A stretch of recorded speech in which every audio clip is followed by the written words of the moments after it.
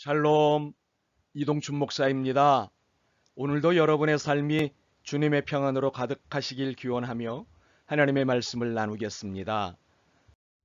오늘 말씀은 민수기 22장에서 24장 말씀입니다. 그러나 민수기 24장 25절만 읽겠습니다. 발람이 일어나 자기 곳으로 돌아가고 발락도 자기 길로 갔더라. 아멘. 민수기 22장에서 24장의 말씀을 본문으로 니마 그 욕망의 강을 건너지 마오 라는 제목의 말씀을 나누겠습니다. 사람들은 소유의 정도가 삶의 질을 결정한다고 믿습니다. 재물이 있어야 행세한다고 믿습니다. 가진 것이 있어야 자유롭다고 믿습니다. 쓸 수 있는 것이 있어야 여유를 즐길 수 있다고 믿습니다. 그래서 소유의 양을 행복의 척도로 삼습니다. 이러한 태도는 분명 현실적입니다. 물질 없이 살아갈 수 없기 때문입니다. 소유의 양이 꼭 행복은 아니더라도 심리적 안정감을 주는 것은 사실입니다. 혹시 전도서 기자인 솔로몬 왕의 헛되고 헛되니 모든 것이 헛되도다의 고백을 제시해 물질이 주는 행복은 일시적이라는 신앙적 평가를 할 수 있습니다. 그렇지만 소유의 양과 행복의 비례성에 기댄 심리는 현실이기에 부정하기가 쉽지 않습니다. 그런데 이렇게 현실에서 변명을 찾던 우리에게 야고보 사도의 메시지는 정신이 번쩍 들게 합니다. 욕심이 잉태한 즉 죄를 낳고 죄가 장성한 즉 사망을 낳느니라. 욕심은 사망에 이르게 하는 시작이라는 것입니다. 욕심이 무엇입니까? 소유를 통해 쾌락, 행복을 누릴 수 있다는 태도로 소유에 대한 집착입니다. 소유 자체가 문제가 아니라 소유의 양이 안다라는 것이 문제입니다. 이것이 죄와 사망을 낳기 때문입니다. 그러므로 욕심을 인간의 단순한 욕망 정도로 치부할 수는 없습니다. 더욱이 물질에 대한 인간의 욕심, 욕망이 신앙과 어떤 반작용을 갖고 있는지를 이미 경고하신 예수님의 말씀에 비추어 보면 욕망에 대한 긴장을 쉽게 다뤄서는 안 될 것입니다. 하나님과 재물을 겸하여 섬길 수 없노라. 오늘 우리가 살피려는 민수기 22장에서 24장 본문은 이 욕망의 전형을 잘 보여주고 있습니다. 특히 하나님을 믿는 백성이지만 여전히 욕망에서 벗어나지 못한 우리를 돌아보게 만드는 사건입니다. 오늘 이야기의 발단은 이스라엘의 무적 행진에 대한 공포입니다. 이집트 탈출에 성공한 이스라엘이 엄청난 숫자로 무적 행진을 이어가고 있다는 사실을 알게 된 모압 왕 발락은 그만 공포에 사로잡혔습니다. 그의 공포가 어느 정도인지 22장 4절이 설명합니다. 이제 이 무리가 소가 밭에 풀을 뜯어먹은 것 같이 우리 사방에 있는 것을 다 뜯어먹으리로다. 이렇게 엄청난 두려움에 사로잡힌 발락은 문제 해결을 위해 당시 가장 잘 나가는 선지자를 스카우트하기로 결심하였습니다. 발람이었습니다. 발락이 발람에게 제시한 것은 큰 액수의 복채였고 조건은 이스라엘 백성을 저주해달라는 것이었습니다. 선지자 발람은 이 제안에 솔깃했습니다. 그러나 저주해달라는 조건은 부담스러웠던지 제안을 했습니다. 이 밤에 여기서 유숙하라. 여호와께서 내게 이르시는 대로 너희에게 대답하리라. 밤에 여호와께서 발람에게 무슨 말씀을 들려주셨을까요? 예상하시는 대로입니다. 너는 그들과 함께 가지도 말고 그 백성을 저주하지도 말라. 그들은 복을 받은 자들이니라. 발람은 다음 날 아침 발락의 사신들에게 하나님의 말씀을 그대로 전하고는 돌아갈 것을 청하였습니다. 참 바람직한 자세입니다. 그러나 발락은 이에 뜻을 접지 않았습니다. 더 혹한 제안을 했습니다. 백지수표와 최고의 사절단을 준비하여 발람을 아련하게 했습니다. 발람은 흔들렸습니다. 말로는 하나님의 뜻, 하나님의 말씀을 운운하지만 속은 이 제안에 크게 요동하기 시작했습니다. 그런데 무슨 계획이신지 이번엔 하나님이 그들을 따라가라고 말씀하신 것입니다. 그 사람들이 너를 부르러 왔거든 일어나 함께 가라. 그러나 내가 내게 이르는 말만 준행할지니라. 혹시 예우 차원에서 그들을 따라가라는 말씀이셨을까요? 아닙니다. 22장 21절에서 35절의 내용을 통해 하나님의 의도를 알 수 있습니다. 그중 22장 22절은 결정적 설명입니다. 그가 감으로 말미암아 하나님이 진노하심으로 여호와의 사자가 그를 막으려고 길에 서니라. 하나님이 발람에게 바라셨던 것은 그들을 따라가지 않는 것이었습니다. 그들을 따라가라고 하셨던 말씀은 일종의 테스트용이었던 것입니다. 주님, 주님 마음 다 합니다. 그들을 따라가지 않겠습니다. 라는 말과 태도를 보고 싶으셨던 것입니다. 우리는 여기서 신의 이중성의 의미를 생각해야 합니다. 일반적으로 이중성이라는 말은 겉다르고 속다른 것을 의미하곤 합니다. 그러나 하나님의 이중성은 속의 진실과 겉의 예의를 의미합니다. 인격에 대한 존중으로서의 인격적 대우, 그러나 분명한 입장에 대한 정직한 태도, 이것이 하나님의 이중성입니다. 이것은 겉다르고 속다른 인간의 이중성과는 다릅니다. 하나님이 이렇게 이중성을 통해 말씀하시는 것은 지금 발람이 잘못하고 있다는 것입니다. 나귀도 깨달은 사실을 하나님의 선지자라고 하는 이가 깨닫지 못하는 것을 보시면서 속이 상하신 것입니다. 그때 여호와께서 발람의 눈을 밝히심에 여호와의 사자가 손에 칼을 빼들고 길에 선 것을 그가 보고 머리를 숙이고 엎드리니 여호와의 사자가 그에게 이르되 너는 어찌하여 내 나귀를 이같이 3번 때렸느냐? 보라, 내 앞에서 내 길이 사악함으로 내가 너를 막으려고 나왔더니 나귀가 나를 보고 이같이 3번을 돌이켜 내 앞에서 피하였느니라. 나귀가 만일 돌이켜 나를 피하지 아니하였다면 내가 벌써 너를 죽이고 나귀는 살렸으리라. 이제야 상황 파악이 된 발람은 이렇게 회개하였습니다. 내가 범죄하였나이다. 당신이 나를 막으려고 길에 서신 줄을 내가 알지 못하였나이다. 당신이 이를 기뻐하지 아니하시면 나는 돌아가겠나이다.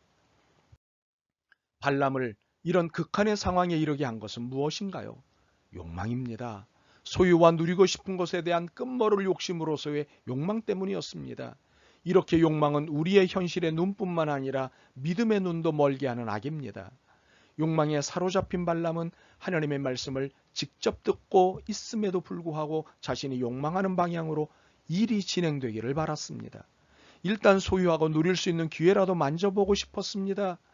이것이 욕망하는 자들에게 오는 유혹입니다. 그러나 욕망을 깨달으면 회개가 됩니다. 그런 의미에서 욕망은 긍정과 부정 모두가 됩니다. 발람의 회개는 긍정적 효과를 낳았습니다. 회개 직후 발람에 대한 하나님의 반응은 그를 하나님의 심부름꾼으로 제대로 사용하시겠다는 것이었습니다. 그 사람들과 함께 가라. 내가 내게 이르는 말만 말할지니라. 드디어 발람을 만나게 된 발락은 흥분을 감추지 못하였습니다. 삼고초려 끝에 얻은 발람을 통해 천하를 얻을 것 같았기 때문입니다. 그러나 발람은 발락의 면전에 흥분의 불을 끄는 발언을 하였습니다. 내가 오기는 하였으나 무엇을 말할 능력이 있으리이까? 하나님이 내 입에 주시는 말씀 그것을 말할 뿐이니이다. 발람은 바른 말을 하였고 발락은 기가 막혔습니다. 그러나 발락은 어떻게든 이스라엘을 저주하는 일을 진행하려고 했습니다. 그래서 발람의 신기를 건드리지 않고 그가 시키는 대로 하는 척했습니다. 혹시 그가 마음을 돌릴까 하는 마음에서였습니다. 발람 역시 발락의 마음에 들기 위해 수고했습니다. 여호와께서 혹시 오셔서 나를 만나시리니 그가 내게 지시하시는 것은 다 당신에게 알리리이다. 우리는 발람의 이러한 태도에서 그의 욕망이 회개 후에도 사라지지 않고 있음을 확인할 수 있습니다. 분명 회개는 그 일을 더 이상 하지 않겠다는 고백이고 다짐 아닙니까? 그러나 우리는 회개 이후에도 그 일을 어느 사이에 다시 하고 있습니다. 이것이 우리의 한계이고 이것이 우리의 본색입니다. 우리는 여전히 욕망의 노예이고 발람은 그것의 전형입니다. 발람은 발락을 만난 이후 3차례에 걸쳐 제단을 쌓고 하나님을 초대하였습니다. 그러나 하나님의 답은 늘 같았습니다. 내 백성 이스라엘을 축복하라. 이미 답을 내놓으신 하나님이셨습니다. 문제는 발람이었습니다. 여전히 욕망의 끈을 붙잡고 있었기에 하나님의 답을 알고 있으면서도 이런 우매한 짓을 반복하였던 것입니다. 참으로 욕망은 우리를 우매하게 만드는 마약과도 같습니다. 그러나 욕망이 우리를 사로잡아도 우리를 진작부터 사로잡고 있는 하나님을 이길 수는 없습니다. 욕망과 하나님 사이를 저울질해보지만 결국 발람은 하나님을 넘어설 수 없다는 것을 다시 확인할 뿐이었습니다. 하나님은 사람이 아니시니 거짓말을 하지 않으시고 인생이 아니시니 후회가 없으시도다. 어찌 그 말씀하신 바를 행하지 않으시며 하신 말씀을 실행하지 않으시랴. 내가 축복할 것을 받았으니 그가 주신 복을 내가 돌이키지 않으리라. 발람의 이런 태도에 급기야 발락이 화를 냈습니다. 발락이 발람에게 노하여 손뼉을 치며 말하되 내가 그대를 부른 것은 내 원수를 저주하라는 것이오늘 그대가 이같이 3번 그들을 축복하였도다. 그러므로 그대는 이제 그대의 곳으로 달아나라. 내가 그대를 높여 심히 존귀하게 하기로 뜻하였더니 여호와께서 그대를 막아 존귀하지 못하게 하셨도다. 발락의 경로로 결국 둘은 결별하게 되었습니다. 욕망을 부추긴 발락, 그 유혹에 욕망을 불태운 발람, 이 둘의 결국은 결별이었습니다. 혹시 결별이 아니더라도 욕망의 끝은 언제나 사망으로 부정적입니다. 욕망은 선이 아니라 악이기 때문입니다. 만나지 말았어야 할 두 사람이었습니다. 아니, 발락은 만나겠다고 할지라도 발람은 처음부터 선을 긋고 2번 다시 상종하지 말았어야 했습니다.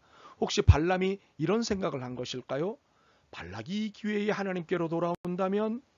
참 은혜로운 생각 같지만 발람도 발락도 둘 다 욕망을 위해 하나님을 이용했을 뿐입니다. 그런데 결론은 둘 다 욕망에게 이용당했을 뿐이라는 사실입니다.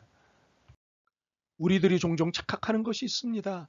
자신이 갖고 싶고 누리고 싶어하는 욕망과 하나님의 소원을 동일시한다는 것입니다. 바로 이것으로 우리는 실패하고 죄를 짓습니다. 그렇게 우리는 행복의 원천이 어디에 있는지 다시 확인할 필요가 있습니다. 그들에게 이르시되 삶과 모든 탐심을 물리치라. 사람의 생명이 그 소유에 넉넉한 데 있지 아니하니라. 누가복음 12장 15절 말씀입니다. 예수님은 사람의 생명, 행복이 소유에서 오는 것이 아니다라고 단언하셨습니다. 오히려 욕망의 고리, 욕망의 끈을 끊을 때 행복해진다고 말씀하셨습니다. 그리고 심령에 가난한 자는 복이 있나니 천국이 그들의 것이며라고 말씀하셨습니다. 심령의 가난은 욕망으로부터 해방된 상태를 말합니다. 더 이상 소유와 누림에 대해 기대하지 않는 것을 말합니다. 그러므로 사망의 원천인 욕망으로 벗어나야 행복을 누릴 수 있습니다. 그러므로 발락이 욕망의 강 건너편에서 각종 금은보화를 잔뜩 쌓아놓고 불러도 가지 마십시오. 그 강을 건너는 순간 영영 돌아오지 못할 죽음의 자리로 가게 될 것입니다. 혹시라도 욕망과 하나님을 둘 다 소유할 수 있는 방법을 찾고 계십니까? 그것은 어리석은 생각입니다. 욕망과 하나님은 겸할 수 없기 때문입니다. 그러므로 사랑하는 여러분, 욕망하는 대신 하나님의 소원으로 채워질 것을 기대하십시오. 그리고 그 소원을 따라 사십시오. 그렇게 욕망을 버림으로 인해 하나님의 소원으로 풍성해진 당신은 복된 사람입니다. 아멘. 주님의 뜻을 저의 욕망과 교차시켜 자신의 뜻을 이루려 했습니다. 주님의 말씀을 저의 욕망에 놓고 제 욕심을 채우는 데 사용했습니다. 이 모든 것이 얼마나 큰 죄인 줄 새삼 깨달았습니다. 오 주님, 불쌍히 여기시옵소서. 주님의 뜻과 말씀으로만 살기로 한 결심에 힘을 부어 주옵소서. 예수 그리스도의 이름으로 기도드립니다. 아멘. 오늘도 여러분의 믿음과 삶을 응원합니다. 사랑합니다.